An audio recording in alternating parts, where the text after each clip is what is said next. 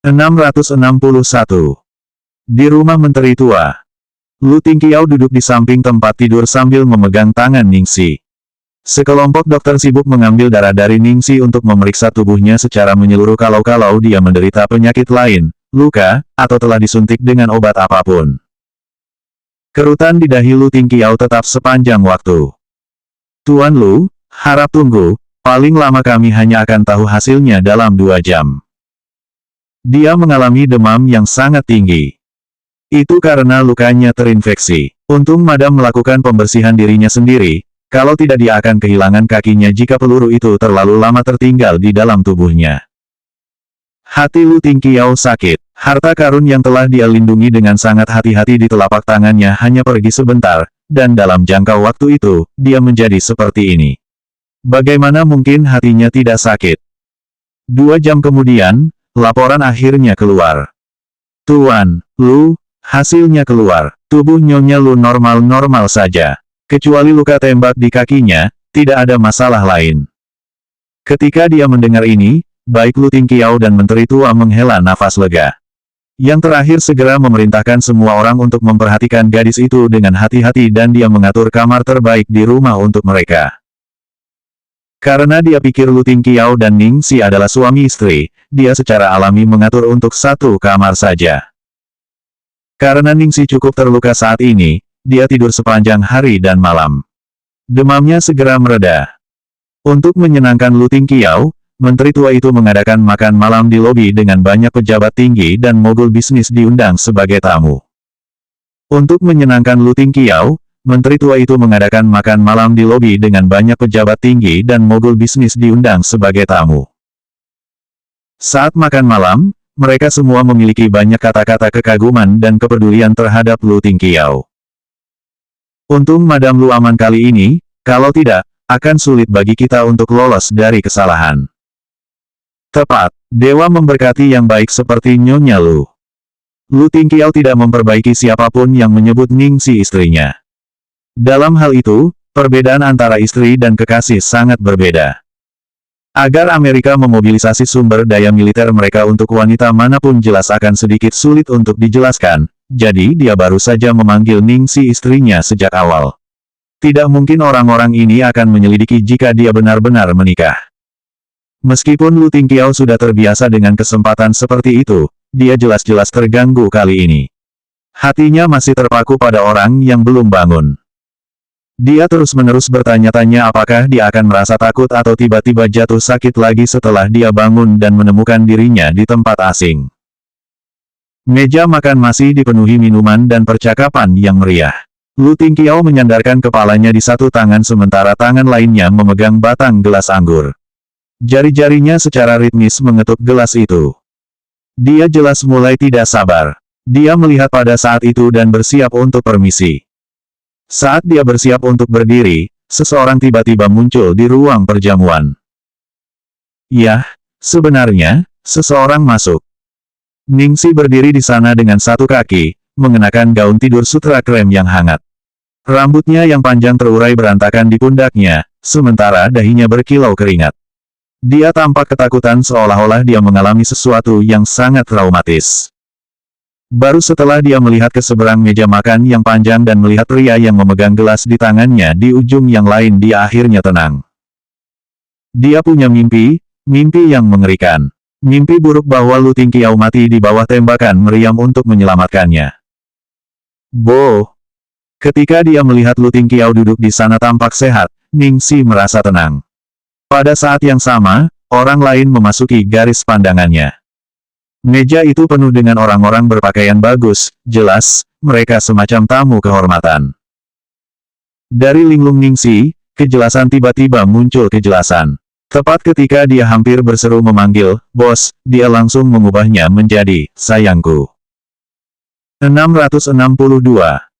Keheningan menyelimuti ruang perjamuan. Namun, ungkapan, "sayangku," cukup memekakkan telinga untuk Lu Tingqiao. "Ini, Nyonya Lu?" seseorang akhirnya bertanya setelah beberapa saat.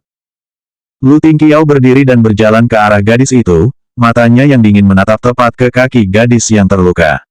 "Kenapa kamu tidak memakai sepatu?" Ningsi menghindari tatapan tajamnya. Memang, tapi itu rusak. Lu Tingqiao memeluknya dengan tenang. Ningsi meletakkan tangannya di lehernya secara alami, lalu dia melirik orang-orang di ruang perjamuan dan bertanya dengan lembut, apakah aku melakukan sesuatu yang salah? Sayangku, mengapa kamu tidak mengatakan apa-apa? Dia takut. Dia baru saja bangun dari tidurnya dan tidak sengaja melakukan ini. Adaptasi Ningsi dengan situasi begitu cepat sehingga dia sudah nyaman menyebut Lu Tingqiao sebagai sayangku. Dia benar-benar tahu seberapa besar dampak kata-kata kasualnya pada Lu Tingqiao. Lu Tingqiao menegakkan punggungnya dan menoleh ke semua orang. Maaf, istriku sedang tidak enak badan. Maafkan kami. Semua orang tersenyum. Tidak apa-apa, Cheo Lu. Jangan pedulikan kita. Tentu saja, istrimu tentu saja lebih penting. Aku mengerti sekarang memang benar bahwa pria yang mencintai dan merawat istri mereka adalah yang paling dapat diandalkan. Semua orang masuk ke obrolan bersemangat setelah Lu Tingqiao pergi dengan Ningsi di tangannya. Aku tidak akan pernah berharap Lu Tingqiao membuat masalah besar hanya untuk seorang wanita, tetapi tampaknya dia benar-benar mencintainya. Syukurlah dewa tidak ada yang terjadi padanya. Kalau tidak, itu aneh, bukankah Lu Tingqiao lajang? Dari mana istrinya berasal? Aku sudah ingin bertanya sejak tadi. Bukan hal yang aneh bagi orang untuk menikah secara rahasia. Itu bahkan lebih umum bagi orang-orang seperti Lu Tingqiao. Ah, putriku telah merindukan Tuan. Lu sejak terakhir kali dia melihatnya. Aku tidak menyangka dia sudah menikah. Lagi pula, mungkin tidak ada kesempatan untuk putrimu. Di kamar tidur. Ah, Nyonya Lu, kemana kamu pergi? Aku sangat takut. Perawat baru saja keluar untuk sementara waktu dan Ningsi sudah pergi ketika dia kembali ke kamar, jadi dia panik. Tidak apa-apa, biarkan aku yang melakukannya, meyakinkan Lu Tingqiao. Oh, baiklah. Perawat itu melirik Lu Tingqiao dengan malu-malu dan meninggalkan ruangan. Lu Tingqiao mengangkat spray dan meletakkan Ningsi di tempat tidur dengan lembut. Ningsi bertanya, Bos, apakah saya cukup pintar sekarang untuk menangkap Anda? Lu Tingqiao menyipitkan mata padanya. Tidak cukup pintar untuk menutupi kesalahanmu. Ningsi menatap spray. Aku benar-benar menerobos masuk dengan sengaja. Kenapa kamu bangun ketika kamu masih merasa tidak sehat? Lu Tingqiao membuat lubang angin. Bagaimana dia masih bisa berlari dengan luka di kakinya? Aku mengalami mimpi buruk. Lu Tingqiao menghela nafas, lalu dia menjelaskan, untuk dapat menyelamatkanmu kali ini, aku harus berbohong dan mengatakan bahwa kamu adalah istriku. Jadi, selama kami tinggal di sini, kamu mungkin harus bertindak sebagai satu. Tapi itu tidak akan berhasil. Tahan lama, kami akan kembali segera setelah Anda merasa lebih baik. Tidak masalah. Lagi pula akting adalah profesiku. Ningsi meyakinkannya, aku bisa bertindak sebagai istri apapun yang kamu suka. 663. Ningsi menatap Lu Tingqiao, penuh rasa ingin tahu. Bos, istri seperti apa yang kamu suka? Tipe lembut, tipe tidak masuk akal, tipe lucu, konyol. Lu Tingqiao meliriknya. Aku suka semuanya. Ningsi menyeringai. Bos, kamu sangat rakus. Karena hanya itu kamu. Karena dia mewujudkan karakteristik itu, dia menyukai semuanya. Ningsi tetap diam. Karena dia masih merasa lemah, dia takut jantungnya tidak bisa menahan kemajuan genitnya. Di Hotel Bintang 5 di D.C. Masih belum ada berita tentang Ningsi setelah 3 hari dan Guo Qisheng sangat khawatir. Muye, siapa yang kamu minta bantuan tadi malam? Apakah dia benar-benar dapat diandalkan? Jiang Muye merenung dan tidak mengatakan sepatah kata pun. Tidak bisa diandalkan. Jika dia tidak bisa diandalkan, maka tidak akan ada orang lain yang bisa diandalkan. Jiang Muye benar-benar berjuang untuk memanggil Lu Tingqiao. Dia membenci dirinya sendiri karena begitu tak berdaya dan tidak berguna. Dia tidak tahan bahwa dia tidak dapat melindungi wanita yang dicintainya dan harus bergantung pada bantuan orang lain. Dia percaya pada karma sekarang, dia begitu terbiasa menghancurkan hati para gadis dan sekarang dia membayar harganya. Dia telah memanggil Cheng Feng untuk pembaruan sebelumnya dan menyadari bahwa masalahnya jauh lebih besar daripada yang dia pikirkan, jadi dia tidak ingin terus mengganggunya. Tetapi mengingat beberapa waktu telah berlalu, mungkinkah ada berita terbaru? Dia memutuskan untuk melakukan panggilan telepon. Jika dewa memberinya kesempatan lagi, dia mungkin tidak akan pernah melakukan panggilan yang menyiksa ini. Halo, Paman, apakah kamu menemukannya? Bagaimana Ningxi? Apakah dia baik-baik saja? Bisakah saya berbicara dengannya? Lu Tingqiao mengerutkan kening, tidak ingin Ningxi terganggu saat ini. Lu Tingqiao mengerutkan kening, tidak ingin Ningxi terganggu saat ini. Baiklah, dia sama sekali tidak ingin istrinya berbicara dengan pria manapun. Terutama ketika pria khusus ini jelas masih merindukan istrinya. Dia begitu peduli padanya sehingga dia merasa defensif. Ningxi sedang mengukur suhunya ketika indera pendengarannya yang tajam mengambil suara Jiang Muye dan dia panik. Ah, aku hilang. Awak kapal pasti cemas. Sayang, biarkan aku bicara dengannya. Dari berbagai aspek, Ningxi benar-benar seorang aktris yang luar biasa. Kecepatan menempatkan dirinya dalam peran dan profesionalismenya, tidak ada yang bisa tahu. Lu Tingqiao mengangguk singkat dan menyerahkan telepon padanya. Ningxi dengan cepat menyapa, "Halo, Jiang Muye. Ning Xiaoxi, apa yang telah kamu lakukan? Kamu baru saja memberi saya ketakutan terburuk dalam hidupku. Mengapa kamu tiba-tiba pergi ke Philadelphia? Dan, apakah aku baru saja mendengar kamu memanggil seseorang? Sayang, siapa yang kamu panggil?" Jiang Muye bertanya seperti kereta peluru. Pasti imajinasimu. Ningxi tersipu dan berbohong di tempat. Yah, kau tahu, undang-undang tidak ada di sini. Aku diculik tapi untungnya pamanmu ada di sini tepat waktu. Semuanya baik-baik saja sekarang. Bagaimana denganmu? Apakah kamu baik-baik saja? Apakah kamu terluka? Jiang Muye bertanya dengan prihatin. Hanya beberapa luka ringan, ini bukan masalah besar. Oh, benar. Aku sebenarnya punya sesuatu yang penting untuk dibicarakan denganmu sekarang. Ningxi diinformasikan dengan serius. Ningxi melirik ke sekeliling dan melihat Lu Tingqiao pergi untuk berbicara dengan dokter, jadi dia dengan cepat berkata, "Ajari aku bagaimana mengaku perasaanku kepada seorang pria." 664. 10 detik hening berlalu. Ningxi tidak bisa menunggu lebih lama lagi. Halo, Jiang Muye, Blondie, apakah kamu di sana? Ada apa dengan sinyal ini? Gagal padaku pada saat yang kritis. Hello. Ningxi hendak menutup telepon dan memanggil ulang, tapi Jiang Muye tiba-tiba menjawab, "Aku di sini." Ah, kamu masih di telepon. Cepat ajari aku. Ningxi mendesak. Bagaimana? Apalagi, aku tidak pernah mengakui perasaanku kepada seorang pria sebelumnya. Bagaimana aku bisa mengajarimu? Jiang Muye jelas kesal. Pembohong. Ketika aku masih di sekolah, aku mendengar kamu mengaku sebagai adik kelas yang tampan dan dia bahkan menerimamu. Ning Xiaoxi, bisakah kamu? Aku hanya bercanda.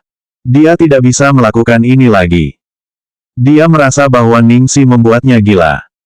Jiang Muye menarik napas dalam-dalam. Kenapa kamu bertanya padaku tentang mengaku pada pria?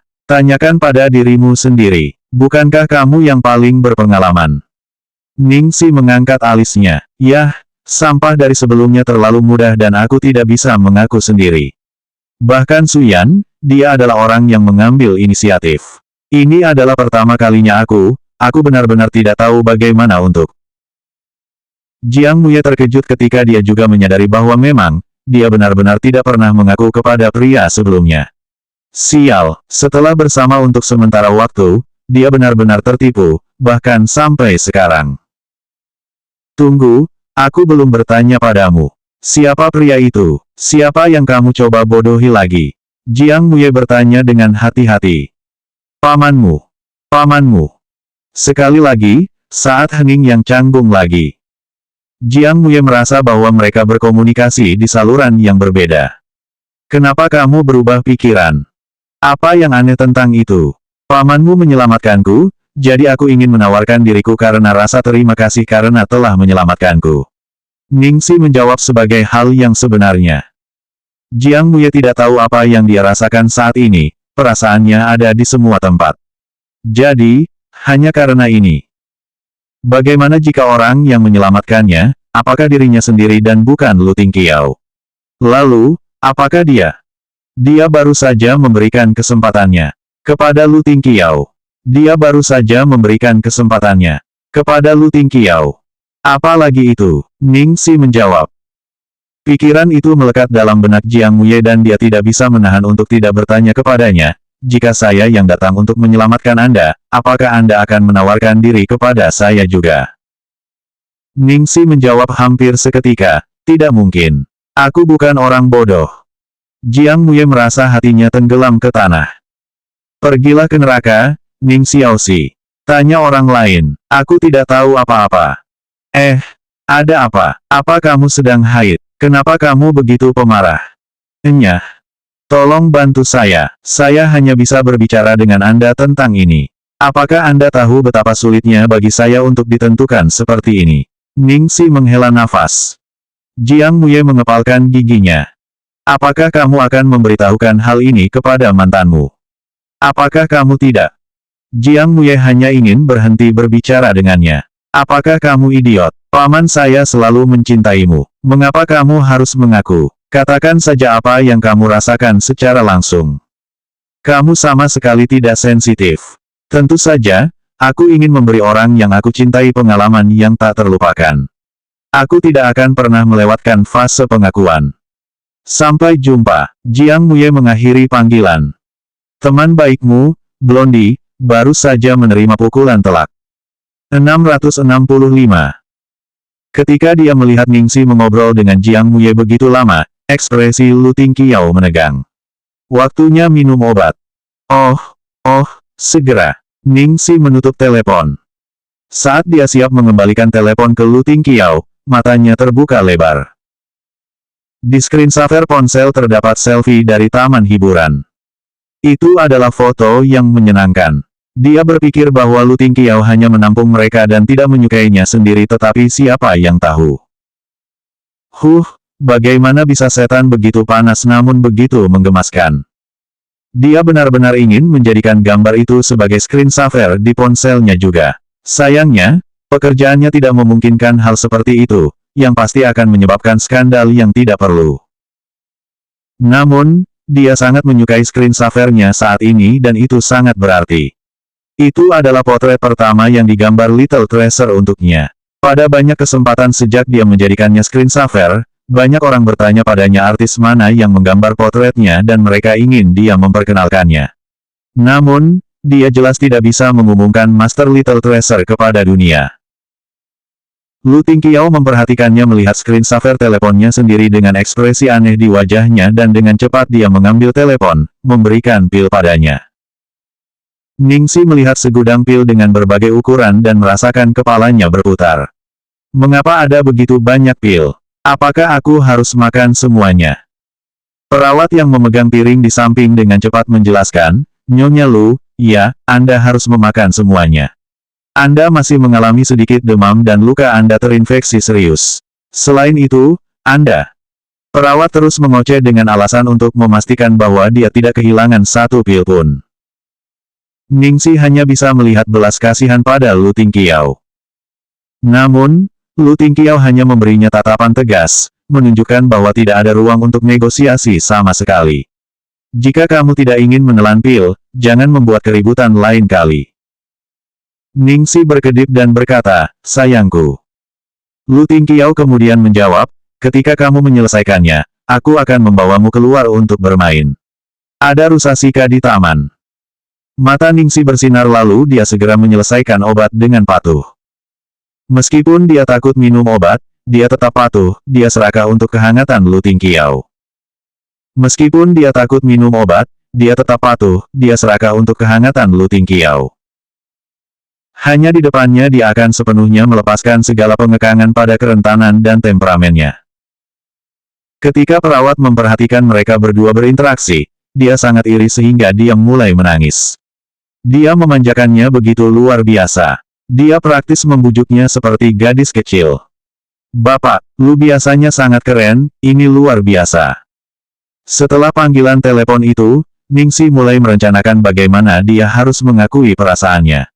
Dia benar-benar menyebut dirinya sendiri ratu menjemput anak perempuan, tetapi siapa yang berharap bahwa sesuatu yang serendah mengakuinya akan menyusahkannya. Sebenarnya, tugas itu tidak sulit. Hal utama adalah dia ingin melakukannya untuk iblis dan dia telah melakukan begitu banyak untuknya. Dia berpikir bahwa pengakuannya harus membuatnya terkesan, jadi dia harus berhati-hati tentang hal itu. Dengan demikian, malam itu, karena putus asa, Ningsi mulai mencari bantuan lagi. Kali ini, tingkat bantuan secara signifikan lebih tinggi daripada Jiang Wei. Halo, siapa ini? Orang di ujung telepon yang lain sepertinya terbangun dari tidurnya. Halo, Tuan Kedua, ini aku. Xiao Sisi, apakah kamu baik-baik saja sekarang? Aku mendengar saudara laki-lakiku mengatakan kamu diculik. Dan kamu bahkan ditembak. Mengapa kamu memanggilku begitu larut malam? Apakah ada sesuatu yang terjadi? Ya, ini benar-benar darurat. Tuan Kedua, aku perlu bantuan segera. Bagaimana aku mengaku sehingga orang lain memiliki kesan kuat padaku yang akan bertahan selama sisa hidup mereka sampai mereka mati? Ningsi bertanya dalam satu napas. Lu Jingli, yang berada di ujung telepon, diam beberapa saat sebelum dia tergagap. Kon, mengaku, Xiao Sisi, kamu ingin mengaku pada seseorang. Selanjutnya bab 666.